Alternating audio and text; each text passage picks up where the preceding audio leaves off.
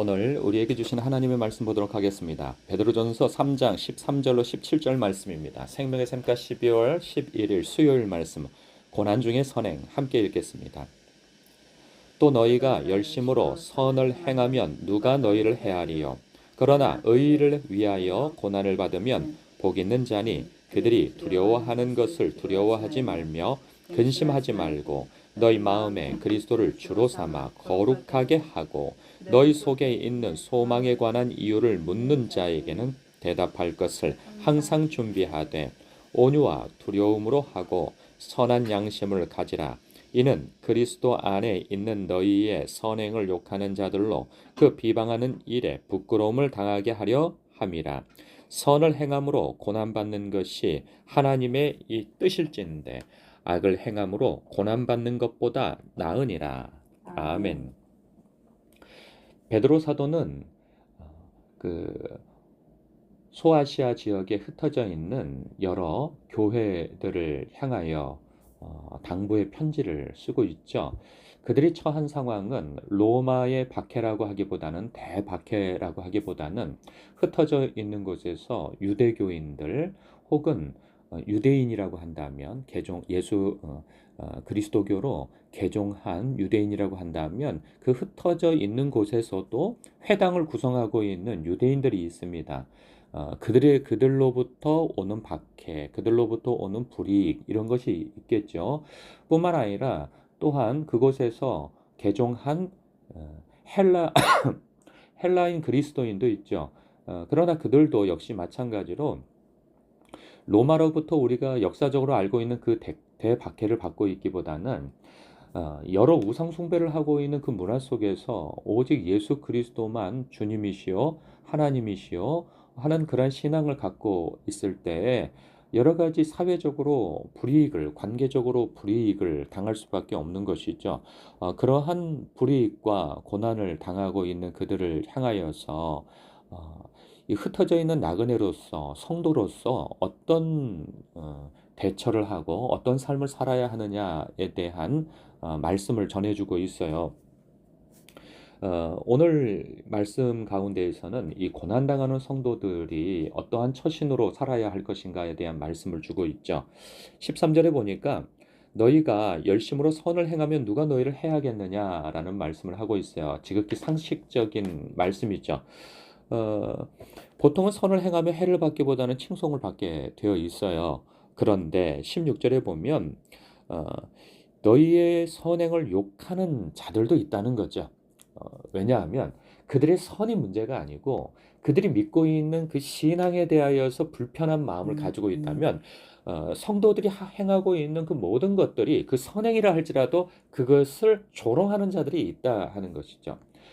지금도 보면 정치적인 면에 있어서 서로가 다르면 서로가 선행을 행한다 할지라도 그것조차도 조롱의 대상이 되어지거든요. 그런 것을 볼 때 그렇게 물론 정치적인 내용으로 비유를 들어서 맞지 않을 수도 있는데 우리가 신앙적인 부분에 있어서 하나님 앞에 바른 중심을 가지고 선행을 행하게 되어진다면 그렇게 선을 행할 때에도 조롱을 당하고 욕을 당하는 그때 우리의 처신은 어떠해야 하겠는가? 16절 이하에 보면 그 비방하는 일에 부끄러움을 당하게 하려 함이라. 그런 거죠. 우리가 맞대어 악을 악으로, 욕을 욕으로 대하는 것이 아니고 오히려 선으로 그 악을 갚는 그러한 태도를 가지라 하는 거예요. 왜? 그 비방하는 일에 부끄러움을 당하게 하기 위하여서 이것은 권선징악으로서 우리가 해석할 수 있죠. 그런데 이 땅에서 우리가 그 비방하는 일에 부끄러움을 당하게 하기 위하여서 한다라고 했을 때 악한 자는 이 세상에서 끝까지 우리 눈에 볼 때 잘 될 수 있어요. 오히려 선을 행함에도 불구하고 불이익을 당하고 조롱을 당하고 핍박을 당하는 일이 계속되어질 수도 있단 말이죠. 그런데 이 시각은 어디까지 보는가? 마지막 때에 주님께서 심판의 자리에서 그들로 하여금 그때에는 모든 것이 얼굴과 얼굴을 대면하여 볼 것이고 감추어진 모든 것들이 다 드러날 때거든요. 그때 우리의 선행도 결코 감추어지지 않는다는 거죠. 덮여져 있지 않다는 거예요. 하나님께서 모든 것을 다 알고 계신다는 거죠. 그들의 죄악, 그리고 우리의 감추어진 선행, 그들의 감추어진 죄악, 이 모든 것들이 다 드러난다는 거예요. 그럴 때 참된 의가 무엇이며 참된 정의가 무엇인지를 그때 비로소 알게 되어질 때 그 악행을 행하는 이들이 보고 부끄러움을 당하게 되어진다는 그 말씀도 본질적으로 포함되어져 있는 거예요. 그래서 우리가 이 세상에서 저들은 왜 계속 잘 되고 우리는 선을 행하나 하나님 편에 있으나 우리는 왜 계속 안 되는가? 하나님께서 잠자고 계시는가? 하나님께서 우리를 돌보지 아니하시는가? 이렇게 볼 것이 아니라는 거죠. 우리의 시각은 이 땅에 국한되어져 있지 않다 하는 거예요. 영원한 시각 속에서 우리는 살아가기 때문에 이 땅에서 그 결과를 보지 못한다 할지라도 이 마지막 때에 하나님께서 그 결과를 여실히 보여준다고 하는 그 시각을 가져야 한다는 것이죠. 그러면서도 14절에 그러나 의를 위하여 고난을 받으면 복 있는 자라고 여기에서도 언급해 주고 있지 않아요? 그들이 두려워하는 것을 두려워하지 말며 근심하지 말라고 말씀하고 있습니다. 그들이 두려워하는 것이 무엇이겠어요? 두려움 자체이죠. 그것이 겁박이 되어지고 고통이 되어지고 손해가 되어지고 심지어는 목숨을 빼앗기는 그 두려움이 될 수 있어요. 그리고 이 세상에서 갖고 있는 명예, 물질 이러한 것이 빼앗길까 싶은 두려움을 그들은 가지고 있단 말이죠. 그래서 자신의 두려움이 무엇인지 알기 때문에 그 두려움을 가지고 공격을 한다 하는 거예요. 그럴 때 그들이 두려워하는 것을 두려워하지 말라고 말씀하고 있는 거예요. 왜?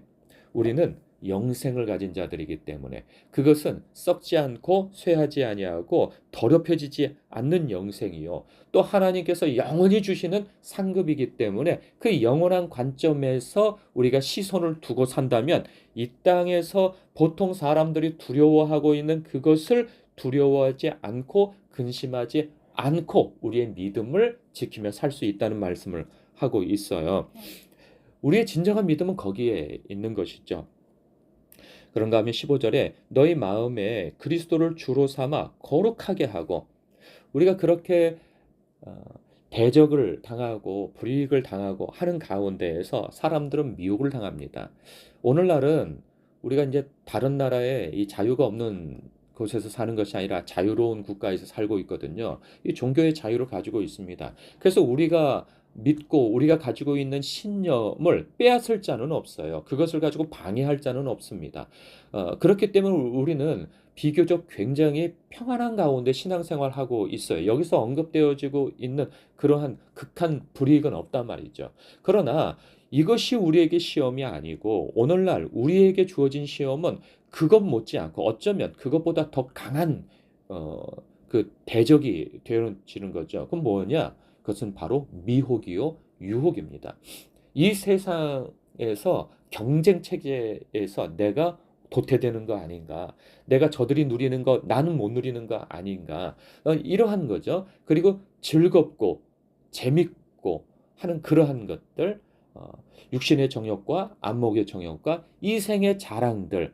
지금은 바로 이러한 것들 성도들이 이 세상에 있는 자랑들에서 자신이 도태될까 싶어서 오는 그 두려움 그리고 거기에서 밀려날 것 같은 그 불안함 그것 때문에 미혹을 당하는 일들이 더 많은 것이죠. 그래서 하나님 앞에 충성되고 신실하기보다는 오늘날 얼마나 많은 미혹들이 신앙 가운데 교회 가운데 있습니까? 꼭 교회 가서 예배를 드리는 것이 진정한 예배야? 우리가 있는 어느 곳에서든지 예배를 드려도 그것이 예배가 되어질 수 있지. 꼭 11조를 드려야 그게 어디 성경에 11조를 드리라고 어디서 그런 이야기들을 들었는지 모르겠는데 이러한 생각 속에서 자꾸만 이 미혹을 당하는 성도들이 많이 있다는 것이죠. 그래서 오늘날은 모이기를 패하는 어떤 자들처럼 모이기를 패하는 자가 자신이 되어지기도 하고 자신들이 모이지 못하고 자신들이 충성되고 신실하고 하나님 앞에 그렇게 신실하게 신앙생활하지 못하는 것에 대하여서 자기 합리화를 넘어서 다른 사람을 미혹하는 데까지 간단 말이에요. 그러니까 남들이 다 그러다 보니까 '아 내가 좀 유별난 거 아니야?' 사실 요즘에는 좀 유별난 것이 정상인 건데 성경적으로 보면 너무나도 비정상적으로 신앙생활을 하는 그런 추세 가운데 있기 때문에 조금 열심, 즉 그것이 무엇이냐 하면 시간과 장소를 구별하여서 기도를 하고 또 말씀을 읽는 것을 넘어서서 묵상을 하고 그리고 어떻게 해서든지 주의를 성수하려고 하는 그러한 어 그런 순수한 신앙, 이러한 것들이 오히려 바보스럽게 보이고 '뭐 이렇게 그렇게까지 믿어?' 이러한 것이 된다 말이죠. 그런 부분에 있어서 우리는 거룩, 즉 구별되어진 이 세상이 우리를 속이려고 하는 것에 있어서 분명한 중심을 가지고 거룩, 즉 구별되어진 생각과 가치관과 태도를 가지고 신앙생활을 해야 한다는 거예요. 그럴 때 사람들은 분명한 중심 속에서 살아갈 때 신앙 안에서 사람들은 우리가 가지고 있는 소망에 관한 이유에 대해서 묻게 되어지는 때가 온다는 거예요. "야 너는 뭐 이렇게 열심히 했냐? 너는 뭐 이렇게 그러냐?" 하면서 빈정거리고 놀리면서도 그 사람들 마음엔 불안과 두려움이 있거든요. 뭐 SNS나 그러한 것을 통하여서 자신들이 뭐 얼마나 재미있게 살고 얼마나 즐겁게 살며 얼마나 보람차게 사는가에 대해서 막 자랑을 하면서도 그 이면에 있어서는 그것이 다 허상이고 두려움이고 그런 것들이 있거든요. 그런데 하나님 안에서 우리가 나의 존재를 발견하고 그리고 하나님 앞에 사랑받고 있는 존재로서 늘 주님과 동행하는 삶을 사는 사람에게는 그 마음의 풍성함과 그리고 어 자유함과 참된 기쁨과 평강이 있는 것이죠. 그때 소망에 관한 이유를 묻는 자에게 대답할 것을 항상 준비하여 겸손함으로, 그것이 온유함이죠. 그리고 두려움으로 이 사람에게 바른 복음이 준비되어져 있는 복음을 전해 줘야 한다는 그 태도를 갖고 전하라는 거예요. 우리가 그렇게 준비가 되어져 있어야 하는 것입니다. 어 우리는 늘 하나님 앞에 하나님의 시각을 가지고 살아가야 하는 것이죠. 그래서 17 절에 "선을 행함으로 고난받는 것이 하나님의 뜻일진대 악을 행함으로 고난받는 것보다 낫다." 말씀하고 있어요. 우리 하나님은 늘 우리를 지켜보고 계십니다. 또 동행하고 계세요. 하나님께서 우리의 선행을 알고 계신다 말이죠. 거기에서 위로를 갖기 바랍니다. 사도 베드로는 고난당하는 성도들을 향하여서 "너희는 이 고난을 회피하라." 이런 말씀하고 있지 않아요. 오히려 "봉기하여 너희들의 그 권리와 자유를 찾으라." 이렇게 선동하고 있지도 않습니다. 그런가 하면 어 이 그저 "좋은 날이 올 것이라고." 하는 말의 위로를 하고 있지 않습니다. 도리어 하늘의 소망을 바라보라 하는 것이죠. 썩지 않고 쇠하지 않고 없어지지 않는 그 영생, 영광스러움을 바라보라는 거예요. 그리고 이 전능자의 우리 하늘 아버지의 칭찬을 생각하며 지금 당하는 고난을 영광스러움으로 견디라, 이 말씀을 하고 있는 것이죠. 여러분, 오늘날 우리는 아까 말씀드린 것처럼 그렇게 불이익과 고난 속에 살아가고 있지 않습니다. 저는 마치 이 말씀을 이렇게 묵상해 봅니다. 창세기에 보면 그 요셉이 어 총독이 되어져서, 총독되어지기 전에 감옥에서 꿈을 꾸게 되어지죠. 그래서 그 바로의 꿈의 해석을 해 줍니다. 어 앞으로 7년 큰 그 그 풍년이 있고 그 이후에는 큰 7 년의 그 흉년이 있다고 가르쳐 주죠. 그때 어 흉년이 있을 것에 대하여서 생각을 갖지 못한다면 앞서 오는 풍년 7 년을 막 살 수 있거든요. 주어진 대로 펑펑 쓰면서 살 수 있거든요. 그냥 누리고만 살 수 있거든요. 그러나 그 이후에 7 년의 대흉년이 올 것에 대한 경각심을 가지고 그것을 잘 저축을 해 놓았다가 오히려 흉년을 맞이할 때 그것을 가지고 풍요롭게 살게 되어지는 것을 보게 되어집니다. 그런 것처럼 우리에게 있어서 지금 주어지는 것은 7년의 큰 풍년이라 보시면 되겠습니다.